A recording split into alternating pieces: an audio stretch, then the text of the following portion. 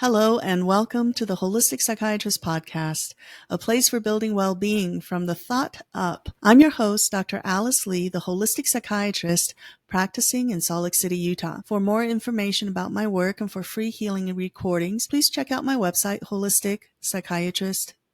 Thank you so much for listening today. I'm excited today about our podcast. Our guest today is Scott Grace, and he's going to talk about his new book entitled Mindful Masculinity, a book for men and the women who love them that came out in January of 2024. I had the pleasure of going through this book, and I've really enjoyed learning some of the things that Scott shared in his book, and I hope that you will really enjoy it as well. Just a little bit about Scott, and I'm going to let him also tell us a little bit about him as well. But Scott Grace has had various multiple different things that he's excelled in the past. He not only is a best-selling author of 4 different books, but he's also a stand-up comedian. He's a musician, very popular with his music. He has had experience in the business world with corporations. And there's many other things that he's done that allows him to be a wonderful life coach as well as an author of this wonderful book. So welcome very much to our show today, Scott. I'm really grateful for your willingness to be on my podcast. I'm grateful to be here, Alice. Thank you for inviting me. Yes. So I try to summarize a little bit about what you've done in the past. Is there anything that you wanted to share about your past that, I have not mentioned? Yes, I think the most interesting thing about all the different hats that I've worn is that my first priority since I was like 18 years old and I was seeing my first therapist has always been to heal myself, to get to know myself, to find inner peace. And everything I've done out in the world, I've done with a minimum of promotion. Mostly doors opened and things came to me because my interests mostly are inside myself, and the self-expression and the way that I help people has all been born from this primary commitment to heal and know and get to love myself so I have some love to give to the world. Wow.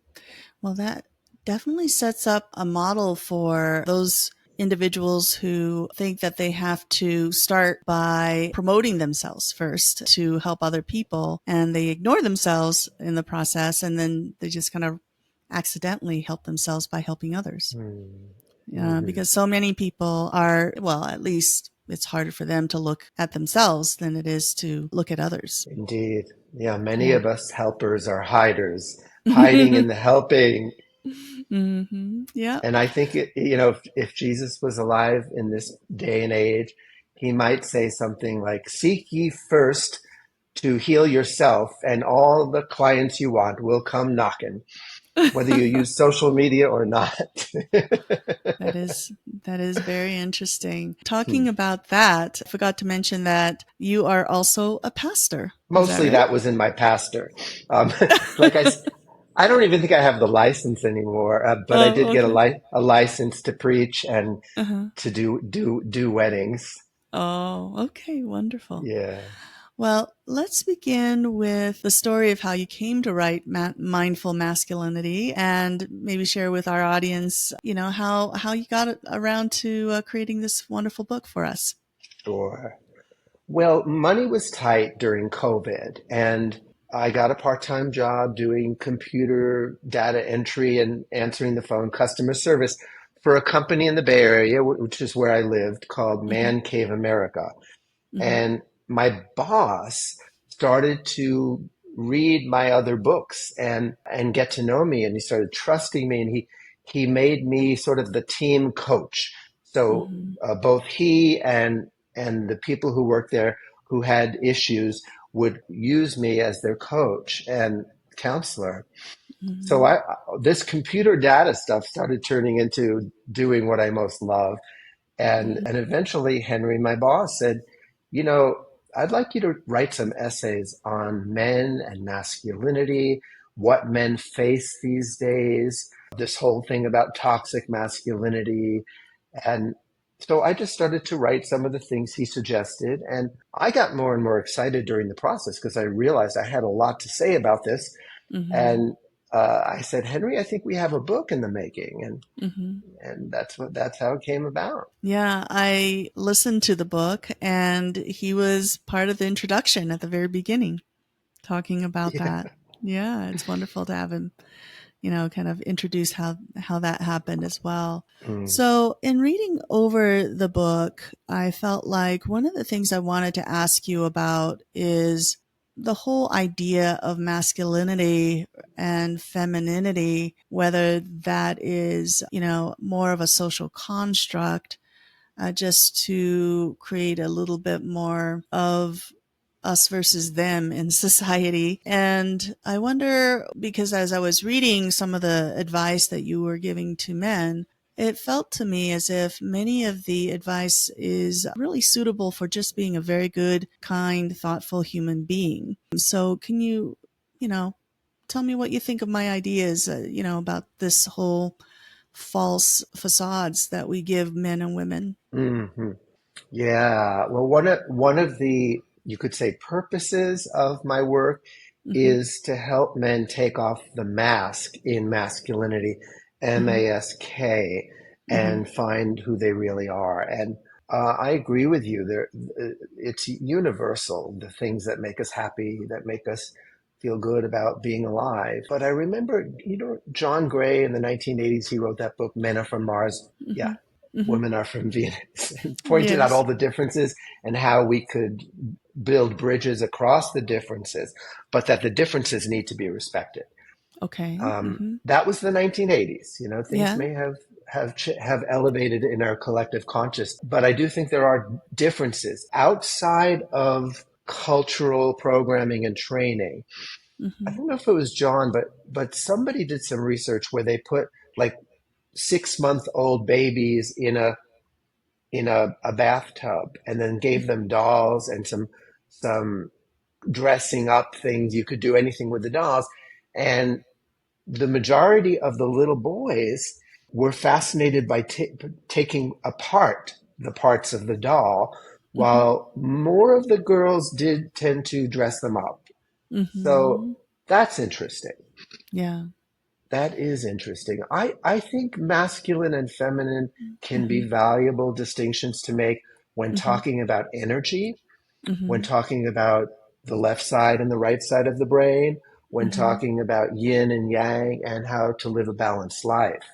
Mm-hmm. But as far as, men are supposed to be this way and women are supposed to be that way, no, none of that is helpful Mm-hmm. anymore, if it ever was. It reminds me of something that I was reading a long time ago about how to really have a wonderful relationship with men. And I think one of the things that was like the highest priority seemed to me to stroke their ego, like ask them for help, make them feel needed, that kind of thing. And I noticed that there were some chapters in your book that focuses on the ego and how to work with it and how it can be helpful or not helpful. So maybe if you can share some insights about the ego and its role in masculinity. Well, I don't use the word ego as Freud would have it, just Mhm. your sense of self. I Mhm. actually think of the ego as more of the protector, the voice in your head that beats you up or judges other people, the one that encourages hiding in defenses rather than opening to intimacy. Mhm. So I would say that maybe more so than women, and again, generalizations are not accurate and they're not my thing. But Mhm. if I had to speak in generalizations, I would say that men have the programming of you are good enough and lovable and worthy when you perform, when Mhm. you work your butt off. Mhm. And in fact, I in the book I question the whole Puritan work ethic that we Mhm. came from and built a country upon is, I believe, based on this idea of we're not enough as we are. Mhm. And then the ego's job is to try to overcompensate, make us feel special, by often doing things we don't love, listening to the voice in our head that says, you have to, you should, you must. And we become more like hamsters on a wheel Mm-hmm. rather than, creative human beings expressing Mm-hmm. love and helping, truly helping from a place of intrinsic help, not, oh, if I help, then I'll get love or feel better about myself. Yeah. It seems like this root of not feeling good enough for men, it makes them feel like they have to be useful, they have to fix things, that they have to achieve and prove their worth. I also think women oftentimes feel like they're not enough. And when they don't feel that they're enough, they got to lengthen those eyelashes and lose some weight and wear beautiful Yeah. clothes and put on more Yeah. makeup. And each, I think, are struggling with just wanting to feel lovable, that they don't feel that they can be lovable as they are. Indeed. Mm-hmm. Hmm. And the ego is sort of keeps the history, the recollections of experiences from past which prove, quote unquote, that you're not enough. And Mm-hmm. we'll keep referring to that theme Mm-hmm. until you start to see it more clearly and work with it and realize that it's a lie. It's the biggest lie we can tell ourselves. Yeah. Well, let's talk about this, inner critic that we constantly hear in our heads, and the conversations that we have inside ourselves that kind of set people up to feel that they need to have that masculine facade. What do you have to say to our audience about how that doesn't serve them? Well, negative self-talk is painful. It's addictive. And just like any other substance, the work that you do, that not just to make money, but to avoid that self-talk and to build up your self-esteem so that you don't have to listen to that inner critic because it has nothing to report. Because if you're doing this perfectly and that perfectly and everything's cool and you got the perfect blah, blah, blah, then the inner critic, maybe it'll shut up. And it doesn't. It always Mm-hmm. will find something to make you wrong about. And the male tendency to try to move so fast that Mm-hmm. you're outpacing the inner critic. You can't hear it anymore because you're too busy, and Mm-hmm. it's tragic. And yet, so many people on your couch and in my world and in my heart are doing it. They're doing the work. And the hardest part, I think, is the beginning, when you begin to become willing to listen to what's going on in here and Mm-hmm. really get that this nonstop chatter is not your friend. Mm-hmm. In one of my poems as the spiritual Dr. Seuss, it starts out by saying, your ego will travel with you on this earth and be your companion for worser or worse.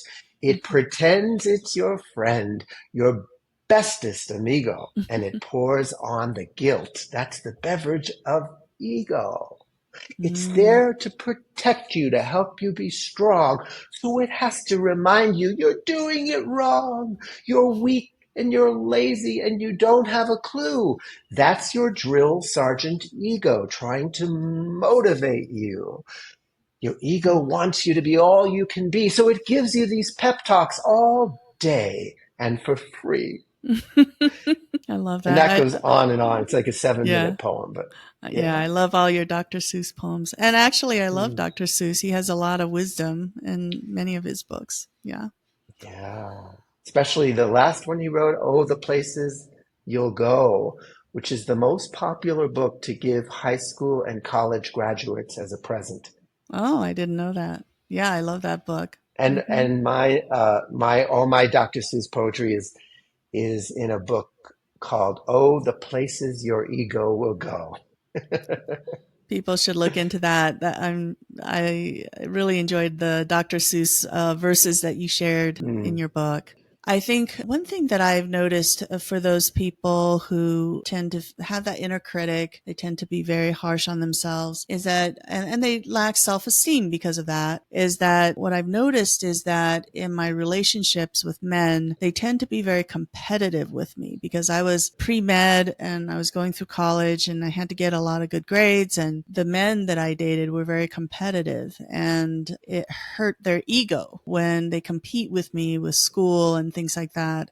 I also found that I ran across in my marriage that, now my ex was competitive with me in not only in terms of his work, but also in terms of what he thought was a measurement of how the kids, wanted to be with one or the other person. So can you talk a little bit about this comparing and the competitiveness that can sometimes really ruin relationships when we, have this toxic, well, you don't like to use the word toxic, but when we have this masculinity that's not mindful. Indeed. There is a chapter in the book called Mindful Competition, Mm-hmm. but there's also a chapter called Exploring the Fear of Fear. Mm-hmm. And the reason I mention that is because men in particular have been very programmed to think that feeling fear and expressing it and admitting it is a weakness. Mm-hmm. And Mm-hmm. because of that, many men don't get to the lower floor, like the elevator's going down, it stops at competition, and they don't realize that if they go down a little deeper, they're going to experience fear the Mm-hmm. fear that they're not enough, because this person in front of them, whether it be a woman or whatever, is reflecting to them that they're inferior. And so it Mm-hmm. pushes the guilt, it pushes the shame, and it Mm-hmm. pushes the fear. And Mm-hmm. competition is a way of avoiding those vulnerable emotions and trying Mm-hmm. to boost up your ego. It's trying to get an ego. But when you do it, Mm-hmm. you can't feel close to another person. You can't, Okay. because really what you're doing is you're trying to feed something that's not really real, which is your ego, and it pushes people away. It's like in those moments, you're worshiping separation rather than Mm-hmm. intimacy. And Mm-hmm. you're believing that there's two separate beings, and you better take care of you and feel better about you, no matter how it affects or impacts them. So the mindfulness that you're suggesting is just taking some time to go below the levels of competition, think about what motivates Mm-hmm. those drives, and Mm-hmm. start to face the fear as opposed to numb it with other achievements, let's say. Exactly. Okay. Exactly. Unless the competition is joyful, Mm-hmm. unless it's a team effort, unless you're competing but totally happy if the other team Mm-hmm. or the other person wins. Mm-hmm. And so when competition is harnessed in such a way that it's fun, Mm-hmm. it's great. It's just a great motivator. I like to think that the highest form of competition Mm-hmm. is competing with yourself, saying, "Hey, I want to, the next book, I want it to be even better."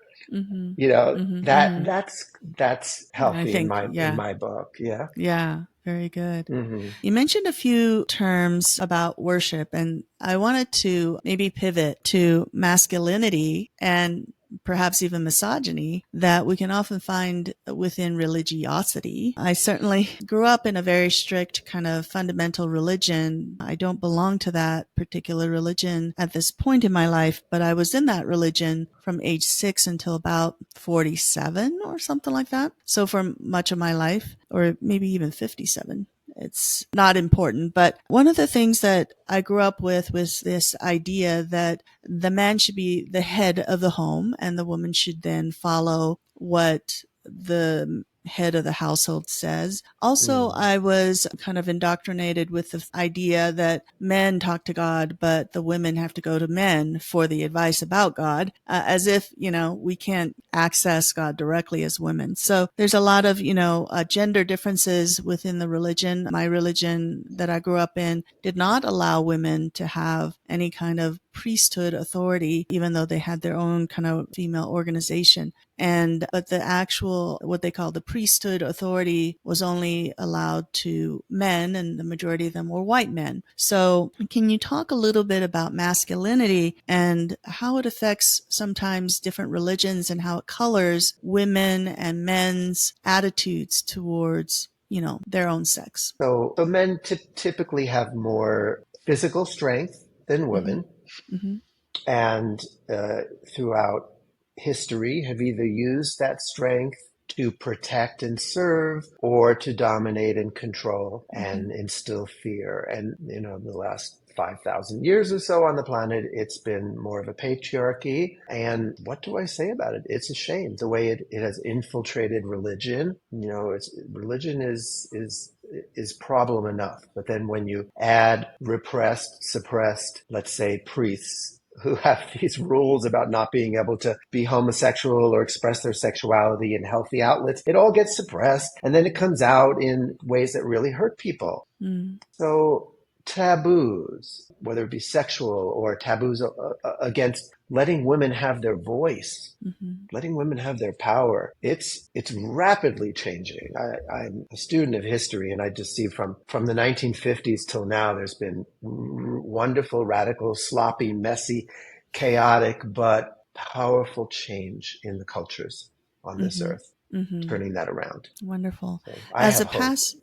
As a pastor, I know that you definitely want to give your congregation hope. And one of the things that you like to do is maybe share some experiences that you've had with a congregation so that they can relate and empathize with being, being vulnerable and being okay with that. So I think that as a pastor, at least what you've shared in your book, you definitely weren't someone who were putting yourself as I'm better than thou and follow me because I have a direct route to God and you need to come to me for advice, that kind of attitude. Huh? Quite the opposite. Mm-hmm. I loved sharing my imperfections on the Mm-hmm. podium, Mm-hmm. drawing people in. We're all in Yeah. this together. I have a gift for articulating things that most people Mm-hmm. already know and Mm-hmm. helping us laugh at ourselves and get inspired to go deeper. Mm-hmm. So I like to be in front of a microphone. Yeah, you talked about the benefits of making mistakes, and I just wanted to also ask you to talk a little bit about what you mean by that. Well, Thomas Edison, one of the most famous inventors, light bulbs, this and that. It took him 2,000 tries to invent a light bulb. And someone once interviewed him and said, how did it feel when you were when you failed over and over again? 1,999 failures. And he said, no, they were not failures. They were my training. That was my learning. Mm-hmm. And we're all here to learn. You don't just get out of school and stop learning. Mm-hmm. And very often the fastest way to learn is by making a mistake. Mm-hmm. It's a learning experience. If we can take the guilt and shame and embarrassment and social stigma out of it, it's just great. The more mistakes you make, the faster you learn, the more fun you have on this planet, as long as you're not worshiping, I'll use that word, guilt and shame. If you feed that energy and think that you have to be perfect, it's feeding the pharmaceutical companies' profits. Yes. You said that it's cool to be in school. And you also had a chapter on perfectionism and how perfectionism can be such a blockage to our growth and everything. Can you share a little bit more about this cool to be in school and how All it's right. Well, helpful? that came about. I'm sorry. Did I interrupt you? Well, Is it and okay? also that Finish it. perfectionism that you mentioned it. I think Yes. that the two are very linked together, those two ideas. Yes. So Henry, my boss, was coming to me for coaching sessions a couple times a week, inviting other people on the staff to use me on his dime. And maybe like 3 or 4 times over a 3-year period did people come see me. And I asked Henry, what's up? What's up with this? And he said, well, these are techies. They are, manly men, and they feel too cool for school. I'd never heard that expression before, but it just got my creative engines rolling and rolling. And I've never been too cool for school. I've always been in school. It's my attitude is what am I here to do? To learn, to grow. And perfectionism is, my definition is, it's the art and science of seeing imperfection everywhere Mm-hmm. and then thinking it's your job to fix it. Mm-hmm. And I do make a distinction between the fear of the perfectionism and the pursuit of excellence, the joy of Mm-hmm. knowing that you did your best. Mm-hmm. And even that is an illusion because your best will get better, sometimes every Mm-hmm. day. John Lennon was once asked, how do you feel about your songs? And he said, every time I've recorded it, I've woken up the next day with a new idea how it could have been better. And I've had a hell of a time just letting it go and letting it be as it is because it's constantly evolving. We're all constantly evolving. We're all doing our best, but our best Mm-hmm. can be better. And Right. that's just the paradox there. Mm-hmm. I do feel like the one constant is change, and to be fully alive, we have to flow with that change. Anything that you see in the universe, it's always moving, you know? Absolutely. I Yeah. have songs about that in my brain right now. They're competing for attention. Can I play just a chorus on my Of guitar of one course. of my Yeah, songs? Okay. sure. Mm-hmm. Flow with the winds of spirit, go with the winds of change. No need to resist or fear it when your life's being rearranged. The breezes that are blowing have a funny way of knowing where you need to do your growing. And they blow the change your way, and it's okay. Mm. Very, So very many of wise. so Mm-hmm. many of my songs are about change. Mm-hmm. Uh, I'll just do the chorus of this one. Okay. Moving out the old, bringing in the new, and walking through the fire between the two.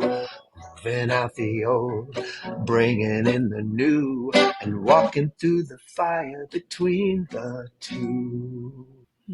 Like that a lot. Well, in energy medicine, we talk about energy blockages. And as a holistic psychiatrist, I often have the privilege and honor of helping people get off medications that often block, as you say, many of the medications are painkillers or they block pain. And I wanted to kind of pivot to this whole thing about facing our fears, learning to grow, allowing our emotions to be recognized and honored, and the opposite, which is being afraid of feeling those emotions and medicating it away. Tell us a little bit about what your understanding, your wisdom in that area has provided to you over the years about, Mm. medications and blocking emotions. Mm-hmm, mm-hmm. Well, I've done my share of self-medication, and I was on antidepressants for a couple of years, Mm-hmm. and weaned off of them with the Mm-hmm. help of some of the supplements that I think you mentioned in one of your podcasts. And I think there are certain people who think of themselves as deeply sensitive, or there's even a word now, empaths. Mm-hmm. But I think if you can strip every human being naked of their cultural programming, that we're all pretty darn sensitive. And Mm-hmm. sensitivity is a good thing. Mm-hmm.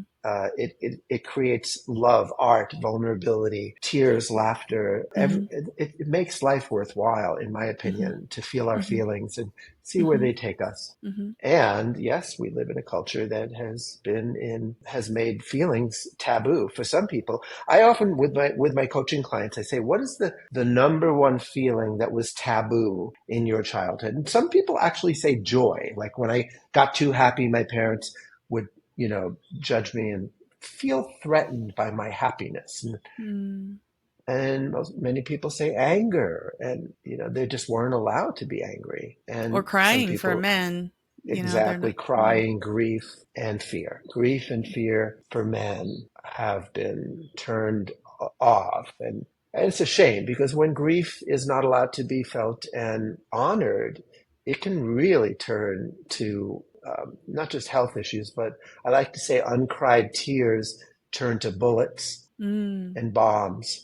That we men take out our grief on the battlefields. And also the fear of feeling fear. Like you take that away from a man and make him feel like he has to never be afraid. And it's, I believe, one of the main causes of the imbalance on the planet and the suffering of all people is. And when we say the patriarchy or toxic masculinity, what are we talking about? We're talking simply about men who have a taboo against knowing their feelings, showing their feelings, especially fear. And then because you can't be authentic about your fear, you can't really truly love and be loved. And what's one of the only substitutes around when you have forgotten how to love and be loved that can really pump you up and give you a little energy? Power. The power, the possessions, the conquest it just helps the ego feel a little better. It's a Band-Aid, but if it's all you got, you might as well, do something that helps you feel powerful if you don't have the other choices. Yeah, there's so many different addictions. I mean, I work with helping people get off their psychiatric medications and their dependency. And oftentimes when I do that, people revisit old traumas that occurred at the time that they were started on their medication. But the other kinds of addiction that's much more subtle would be like to foods that are comforting, or as you say, to power. I would say, buying things. There's the consumerism that there's never enough stuff to make you feel like, you have enough. Recently, yeah, go ahead. Just to add to that, it's the stuff that you stuff that makes you want to have more stuff. Yeah, that's true. Yeah, I like the way you work with words too in your book. Recently, as I was going to mention, I moved from a house that I decided to sell into an apartment. And the apartment is about a fourth the size of the house, maybe a little bit more than a fourth. And so I had to give away a lot of stuff. I sold a lot to consignment shops and I sold a lot on Facebook Marketplace. But it felt good to be, one of the things that I noticed is that I had a lot of 2 or 3 or 4 versions of the same things all the time. And when you have a big place, you lose track of what you have and you can't find it and you buy some more. And I think it was very helpful for me to see how much I had wasted in terms of money buying the same thing over and over again, that there was definitely a habit of consumerism. And I think that society oftentimes want you to consume more because, it likes to make a profit off of your need to fulfill that, I don't have enough kind of feeling, the scarcity with objects that you can buy. Absolutely. And Madison Avenue, the whole advertising industry,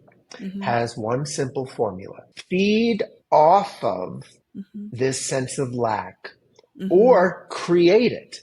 And then sell you the solution. Yeah. So first it has to either feed or create an artificial sense of, what's missing in your life. We'll tell you what's missing and we'll tell you how to solve it.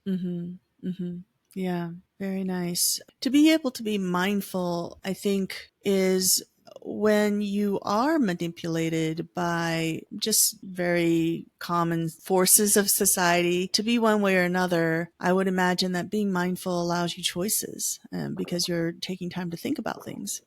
Yeah. Yeah. Asking the right questions before you click that Amazon, click now, buy now. You might say, wonder what need of mine I'm trying to fulfill. And do I need this to fulfill that need? What's really going on? Is it loneliness? Am I, what am I really needing? Some people who have been in Shopaholics Anonymous or whatever it's called, one of the ruling thumbs is if you feel like you really want to buy something, just put it off for a week. If you still feel that way after a week, then consider it. But impulsive buy. Act now and we'll take 60% off. Act now. Don't think about it. Interesting. Hmm. Very, very insightful. Talking about how we get manipulated and doing things reminds me of a recent experience where I got scammed. I got scammed about $40,000. So it wasn't a small scam. I ended up losing a lot of money. And part of it, I think, my learning experience from that was that I followed authority. And once I thought that the people I was on the phone with was the bank and they're the authority, or they're the authority on computer hacking and things like that, I ended up following directions and not trusting myself. And I remember that in your book, you talk a little bit about authority and how we look to authority or want to be the authority. Can you share with me the wisdom that you share in your book about how authority and masculinity may sometimes intersect? Well, some of us more than others have come from cultures Mm-hmm. in which authority is respected at all times, not questioned. Mm-hmm. And there is an inner GPS. Some might call it common sense. Some might call it intuition. Some might call it guidance and feel spiritual about it. But, it's the same GPS that helps the whales on Maui find this little place in a cove in Mexico to mate. There's just an amazing amount of inner wisdom that we can access when we're here, when Mm-hmm. we're listening, when we trust that we are the main authority, Mm-hmm. that GPS, whether you call it God or intuition, has Mm-hmm. to be massaged and Mm-hmm. flexed, and Mm-hmm. very often for years. It takes years to learn to trust that voice, to hear that voice, Mm-hmm. whether it speaks to you in your stomach or, hey, some people, including myself, hear a voice. Mm-hmm. It's a higher voice, a higher wisdom. Mm-hmm. And yeah, when you've been trained to not listen to that voice, Mm-hmm. then you become easily manipulated. Mm-hmm. Um, and again, I'm not going to play the whole song but there is one of my songs that addresses this. Mm-hmm. At the beginning, it goes, "Sometimes it seems your own inner wisdom is the last you consult. You try a few soulmates, a therapist, and maybe a cult. Then finally, in the moments of cosmic despair, you reach deep inside and find there's something there. And then you find what life is about from the inside out." Let's do a little more. This is very relevant. Mm-hmm. "I've been practicing my follow the leader since back in my youth. I went from mommy to swami and everywhere to get at the truth. I met a real live guru. I said, show me your stuff. She said, my spiritual fireworks are not enough. You gotta find out what your life is about from the inside out. Well, there's preachers and there's teachers trying to show you the ropes. Politicians on a mission to acquire your votes. Everybody's saying my way is the highway for you. But what feels right to one might not be gospel for two. And the final verse, sometimes it Mm-hmm. seems your intuitive channel isn't so clear. But did you notice that the volume is controlled by your desire to hear? To get maximum reception from your inner TV, you have to be open to trust your own authority. And then you find what life is about from the inside out. To Wonderful. be open, something about trust your own authority. Trust that there's a boss in there Mm-hmm. that has your highest good, everyone's Mm-hmm. highest good in mind. Mm-hmm. And of course, to not just to trust it, but to act on it, to be willing to say no. Mm-hmm. That's a Mm-hmm. tough one for a lot of people, is to have a sinking feeling in your belly and out of politeness say, yes, I'd go to that party, of course. Yeah. But your Mm-hmm. body will tell you. Mm-hmm. It's Hmm. interesting. We talk about all the different voices, and some of them are shame and criticism. Other voices within are giving us guidance and insight and intuition. So any thoughts about the inner voices that vie for attention in our hearts and in our minds? Yeah, it's one of my favorite subjects. No, it's my favorite subject. Wait, I mean, there's like, people call it schizophrenia, and I think we all have a little bit. And now there's this thing, it's becoming more and more popular, called parts work. Have you heard of it, Alice? Working with the various parts. For me, there's like an inner child, an inner teenager, an inner critic, and a higher self. That's enough. 4 voices, and that's enough. I know a lot of people have like 18 inner children, and that's like too complicated. So, my inner child feels feelings and has desires and wants. I want that. I want it now. Then there's more and more these days, there's a loving inner parent, which is kind of like the wise self that says, I wonder why we want that. And is there a way that I can, is there some pain behind that needs to be expressed, and da da da. And then the inner critic, which would say, you're such a compulsive shopper. My goodness, when are you going to learn to stop wanting? So I work with, and the inner teenager is an interesting one. The inner teenager is the one that stands up to the inner critic. So if the inner critic says, you should get out of bed, you lazy bum, the inner teenager, my inner teenager, will say, you can't make me. I refuse. Yeah, I find myself working with that inner teenager at times. Yeah. So there are like these different parts, and the mindfulness that you're suggesting that people do to help to listen to the right part is what? Become interested and curious about what's under the hood. Most men know more about what's under their car's hood than what makes them tick. Mindfulness is just the practice of being aware, not in an analyzing way, not in a way that diagnoses what's wrong with you or what's right with you, but just an innate curiosity about what's going on down on the lower floors.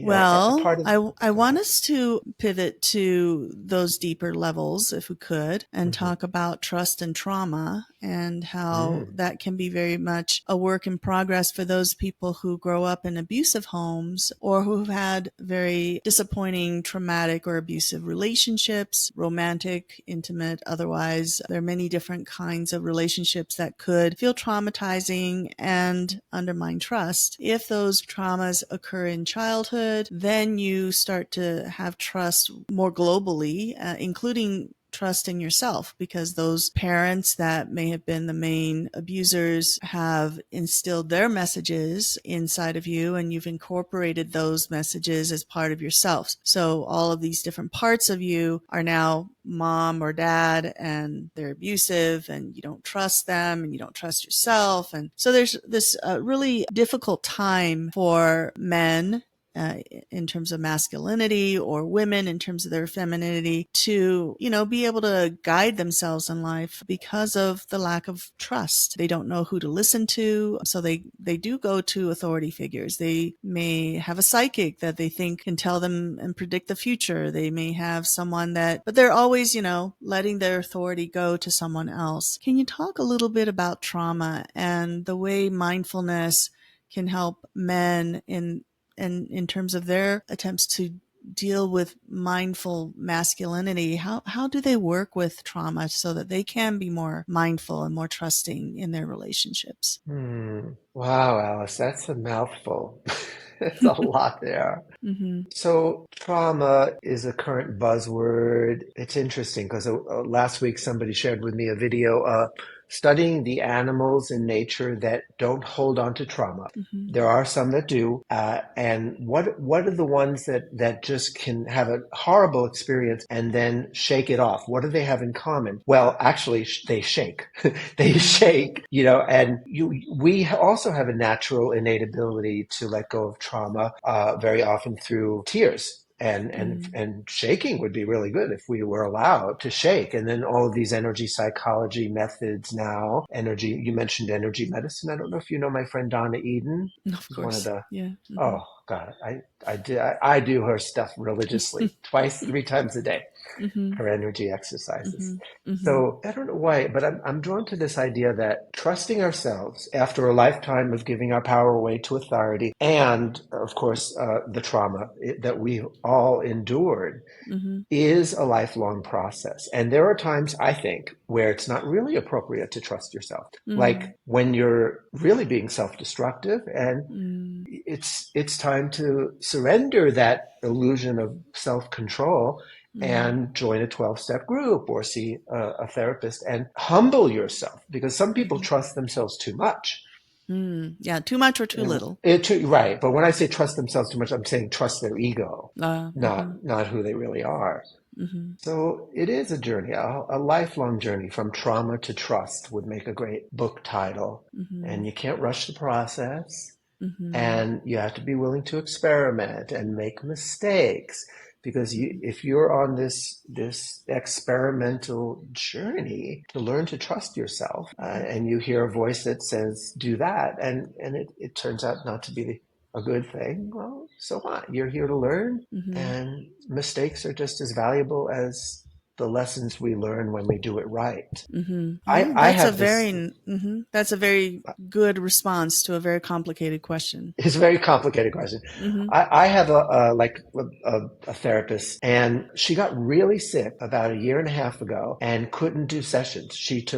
And I was so used to having regular sessions, and there was a list of things I wanted to talk to her about, a mile long. Mm-hmm. And then it became 2 miles, and I would email her, are you feeling any better? And when do you think, blah, blah, blah.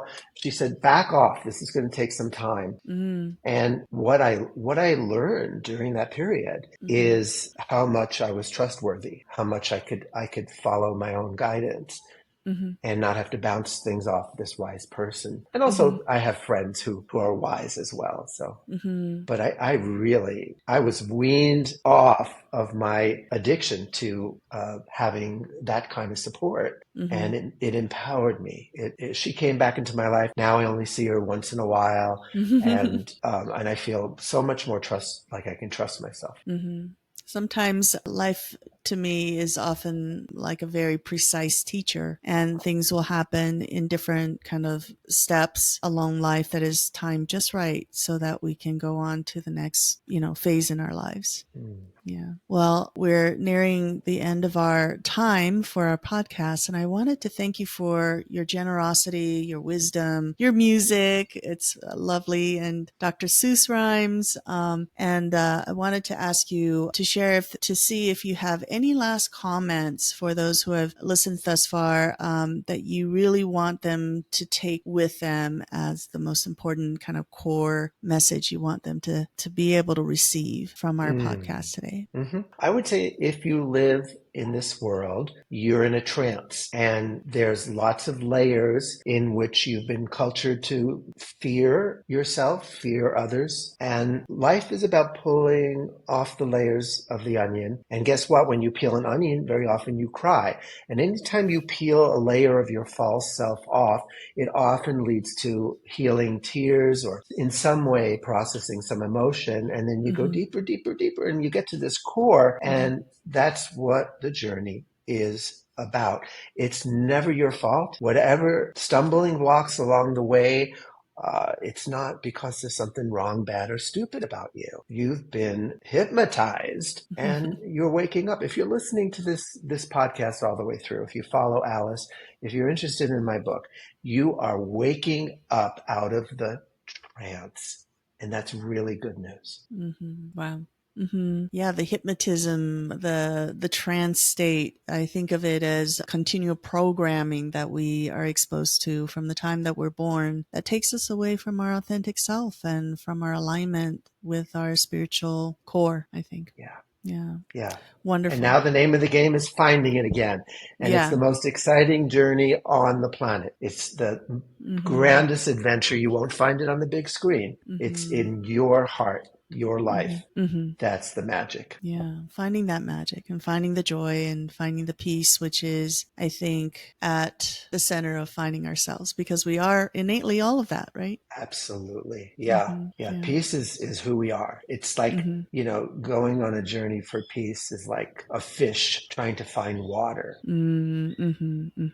Yeah. Yeah, exactly. Well, would you please leave some information for the audience about where they can find you, your websites? Just give them Sure. all of the different places where they can go to find you. Sure. Well, the website, I have several, but the one that I'll recommend is scottsongs.com, SCOTTSONGS.com. My YouTube channel is filled with wisdom, humor, entertainment, and music, and a lot of tapping. And tapping is one of the things I do with my clients to release trauma, to help change your energetic state. And so YouTube is a good place. Scott K. Grace, if you'll just look up my name, that's my middle initial, I think you'll find my YouTube channel. And the Spiritual Dr. Seuss, which has gotten millions of hits, is just a blast. A lot of fun. Wonderful. Yeah. And Spiritual Dr. Seuss, is that the website's name? Nah, that's on YouTube. It's my altered ego. Oh, okay. Okay. If you just Google the Spiritual Dr. Seuss, it'll come up. There ain't nobody like the Spiritual Dr. Seuss. Okay. Wonderful. I wish. Yeah, I definitely want. Yeah. Go ahead. Next time next time, if you wanted there to be a next time, set me free, break me free, set loose the Spiritual Dr. Seuss. It's been in a noose, and I want to call a truce. If you give me 5 minutes to ramble and rap about anything important to you, nobody's going to be taking a nap. Yeah, that's a great idea. I love Dr. Seuss. So if you are willing, we definitely would want you to come back and have another podcast and maybe share some of your Dr. Seuss wisdom. I don't know if you've ever read Dr. Seuss's book that I really enjoy called I Had Trouble Getting to Sala Salou. No, I haven't read that one. Oh, you will love that one. It's hilarious. Great. Yeah, it's really funny. So for those of you who had listened to our wonderful podcast, I'm so glad that you've stayed to the end. I've really enjoyed all that I've learned about mindfulness and mindful masculinity in particular. I feel like by following Scott Grace's wisdom that not only am I much more aware of masculinity and what mindful masculinity might be, but also I feel that it has made me as a woman more mindful about my life as well. And I hope that you will find that to be the case with you. If you like what you've heard, please subscribe to this podcast for more helpful information. Share it with others and give this podcast a positive rating. Thank you, Scott, for really just giving your heart and your voice during this podcast. I really appreciate your time. Thanks for having me, Alice. Anytime. Okay. Now let's see. I hope that you'll subscribe to my holistic articles on my website. So if you're trying to find me, go to holisticspsychiatrist.com where you'll find more articles, podcasts, and links to all my social media platforms. And just to explain that I'm not much of a social media checker. So if you want to reach me, just go to my website and go to the contact page. For those of you who want to support me in my work, please go to the section called Products tab on my website where you can sign up for FullScript, which provides high quality supplements and provides also some guidance in terms of the supplements I use for patients when I'm helping them get off their medications. So I look forward to sharing more insights with you through podcasts and articles and hope you'll thrive as you build your life from the thought up. Thank you for listening. Bye-bye.